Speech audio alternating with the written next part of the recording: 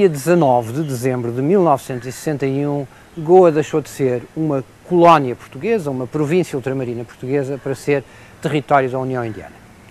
Foi uma revolução pacífica, se pode dizer assim. Eu atrevo-me a compará-la ao que foi o nosso 25 de Abril, porque foi uma batalha que durou 24 horas e onde não houve derramamento de sangue. Houve a lamentar a perca de 2 vidas, ou 3, conforme os relatos, mas não é uma operação violenta. E daí eu compará-la ao 25 de Abril. Essa batalha, no entanto, teve um processo de crescimento, um processo de libertação que durou 15 anos. Sobre esses 15 anos, nós debruçámos no episódio anterior. Quem quiser procurar online deve estar a passar aqui o endereço, onde está na net o episódio que passou há 15 dias.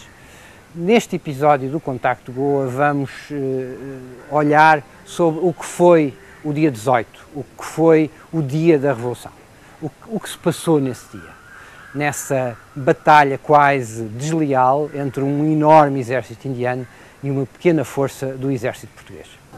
Of course, all the things were prepared because the Portuguese, did not realize.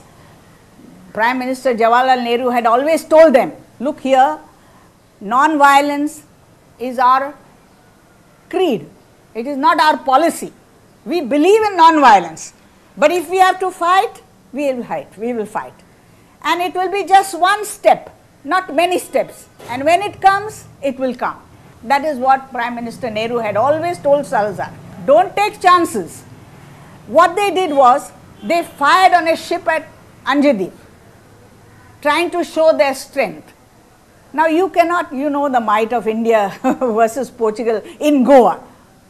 It was what you may say, farcical, just farcical. Diz que isto foi provocado. Havia os barcos indianos que vinham a Goa. E eles, parece que um barco civis, houve um tipo dali que deu um tiro, abriram fogo ao posto nesta ilhota. E contactaram a Goa, estão a abrir fogo aí, alguém disse, responda. Aquilo é que foi, isso era uma armadilha pelo governo indiano, eu não sei. Quando abriram fogo, mataram um passageiro. Eles disseram, não sei se é verdade, que a escusa foi aquele invasivo, foi aquilo. So when they hit a ship at Anjadeep, naturally India could not tolerate it. It was a matter of international aggression. So India decided now the time has come and we cannot tolerate it anymore. So they sent out a message to them that now the end has come. We can tolerate you on our soil no more. You decide to go, you surrender and all will be well. But they did not. We sent them out a message. We sent out a message through our radio saying that now the time has come, you either surrender or you fail.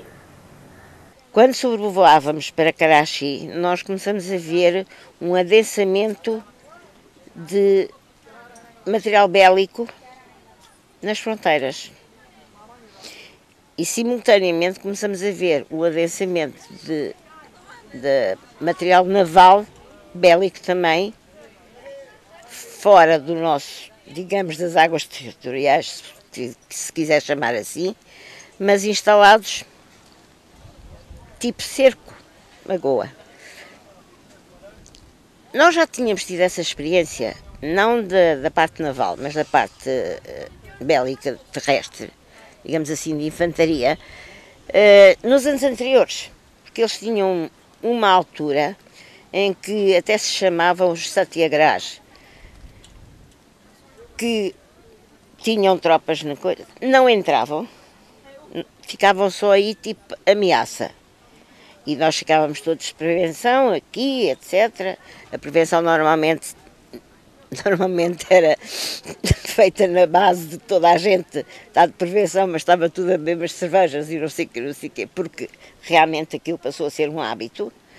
E quando foi dessa vez, não se queria acreditar que era a sério. American Ambassador Galbraith Galbraith, yes. He was trying to meet and persuade on this, that I will bring the Portugal in the table for discussion, now postpone the action and something like that. So that time, I mean, Nehru and defense minister played tactics. I said, okay, I will call my defense minister and tell him. So defense minister took deliberate time by about 2 hours or so to come to meet Prime Minister. So Prime Minister told him, well, this is the thing, and so can we hold it? He said, it is too late. My boys are already in Goa. In fact, they are on the border, but this is the thing. And so the order came on, 17th December. In fact, little earlier, but that was, I mean, pending. Wait for the orders and kind of, and everybody was, I mean, this, what is this? Called us so much and this. And so on 17th night itself, the action had begun. Quando chegou ao dia D, as pessoas estavam cá, não acreditavam que isso pudesse vir a acontecer. Só que a imensidão do poder bélico não justificava um outro satyagraha. Aquilo era indício de qualquer coisa mais séria. E pronto, em função disto, depois até fomos nós que transmitimos. Foram porque os pilotos da TAIP eram da TAP e da Força Aérea. E, portanto, foi através dessas informações também que se confirmou que ia haver definitivamente uma entrada indiana em Goa. And we moved out from the border into the hinterland. And from there we were broadcasting every hour to tell the Portuguese and the people of Goa not to fear, because now the army is marching. The army had already decided to march, and the army was already on the march. So we told them, now there's no more going back. You decide what you have to do. But the Governor General did not reply to that message, and immediately the bombing of the Goa, first thing was the Goa radio was bombed, so that they had no voice left, and then the receiving center, the port, etc. was bombed, the airport was bombed, and then that started. Se eles quisessem, tinham dizimado, pura e simplesmente. Não tinham necessidade de ter muito trabalho, tinham dizimado. Não, senhor, até se davam ao luxo de fazer voos rasantes e de acenarem com lenços brancos. Às tropas, claro, o que os desmoralizava extremamente, não é? The army, Indian side was attacking, no? And these were only defending. And our estimation was that Portuguese will give fight, taking the advantage of physical situation here, rivers and these, and after blowing the bridges, they could slow down us and this thing. So we had estimated it will take at least 3 days. Foi um exército de quase 60.000 soldados a avançarem contra um governo que não tinha absolutamente força cá. 2.500 soldados, e estes também mal equipados, sem nenhuma arma moderna, com armas de guerra de 1918, era realmente impossível haver uma luta. Contaram um oficial do exército indiano que os portugueses eram não estavam um tanto à vontade, que eles tinham cercado os portugueses, e estava lá o sargento e a tropa a beber uma cerveja com sardinhas, a comer sardinhas. Pagavam das latas, já tiravam, caíam nos capacetes das tropas indianas. É que tinham à vontade, que não eram, é que eu disse, daquelas não eram tropas profissionais, tudo era miliciano. The Portuguese were not prepared for the Indian army. Indian army is one of the strongest in the world. So what was it before the few soldiers that were here in this? They had neither morale nor what you may say weapons or anything of that sort. They were not prepared at all. Anyway, it was a walkover for the Indian army. They just walked over. Everywhere they surrendered. All that they did was broke down the bridges, demolished the bridges. They could do nothing. They wanted to set fire to Goa. They wanted to raze it down completely. That is the message that came from Salazar. The explicit orders from Salazar were to destroy everything and this thing. And it was his strategy, the Salazar strategy, that this will deter the Indian army, because we would not be able, what they will get, and everything in ruins. So that much we were not probably prepared to pay this. So this is what to deter this. Because when all efforts failed from American side and all that, they gave this order. They were already mined, all bridges and this, even some of the buildings. Isto eu vi com meus olhos. Os caminhões que tinham sido postos ali onde está aquela academia, se o assalto siga, o isso destruía todo o Panjim, o dinamite que estava lá. Eles punham dinamite para arrebentar uma ponte e não arrebentava. Porque o dinamite era de 30 anos atrás. Bem, e sabe qual é o índice da unidade de Goa? O unidade de Goa é quase 90% durante a moção e 70% durante o tempo seco que nós chamamos. Este é o período mais seco de Goa. E, todavia, temos 60% de unidade. Portanto, como é que se podia esperar que o Vassalo Silva pudesse lutar?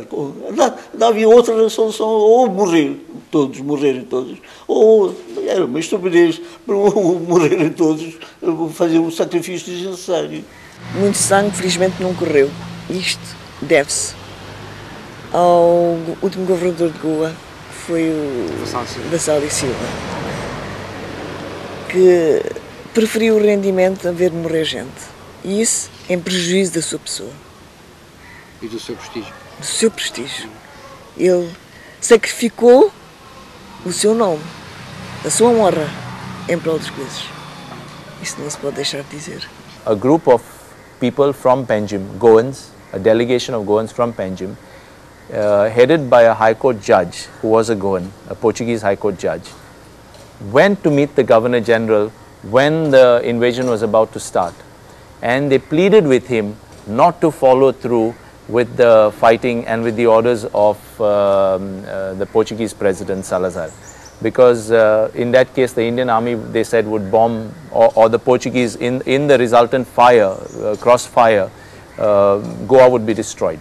Panjim would be destroyed, Mormugao would be destroyed, the port, the Vasco da Gama would be destroyed.